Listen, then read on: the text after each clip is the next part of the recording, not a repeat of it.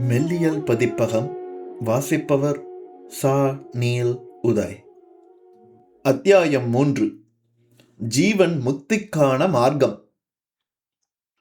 கடவுள் சொல்லுகிறார், லோபமும் பயமும் சினமும் அழிந்து என்மயமாய் என்னைச் சார்ந்தோராய் ஞானத் தவத்தால் தூய்மை பெற்றோர் பலர் எனது தன்மை எய்தியுள்ளார். கீதை 4ஆம் அத்தியாயம் 10ஆம் ஸ்லோகம்.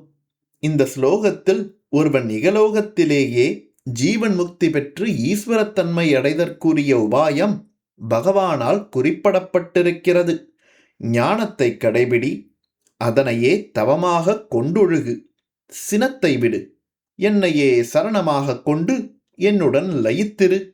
நீ எனது தன்மை பெறுவாய் என்று கடவுள் சொல்லுகிறார். எல்லா செயல்களையும் கடவுளுக்கென்று சமர்ப்பித்துவிட்டு பற்றுதல் நீங்கி எவன் தொழில் செய்கிறானோ அவனை பாவம் தீண்டுவதில்லை. தாமரை இலை மீது நீர் போலே. கீதை 5ஆம் அத்தியாயம் 10ஆம் ஸ்லோகம். சால நல்ல செய்தி என்றோ மானுடர்கள், இஃது உங்களுக்கு. பாவத்தை செய்யாமல் இருக்கும் வழி தெரியாமல் தவிக்கும் மானுடரே, உங்களுக்கு இந்த ஸ்லோகத்தில் நல்வழி காட்டியிருக்கிறான் கடவுள். ஈசனை கருதி அவன் செயலென்றும் அவன் பொருட்டாக செய்யப்படுவதென்றும் நன்கு தெளிவெய்தி நீங்கள் எத்தொழிலை செய்ய புகுந்தாலும் அதில் பாவம் ஒட்டாது.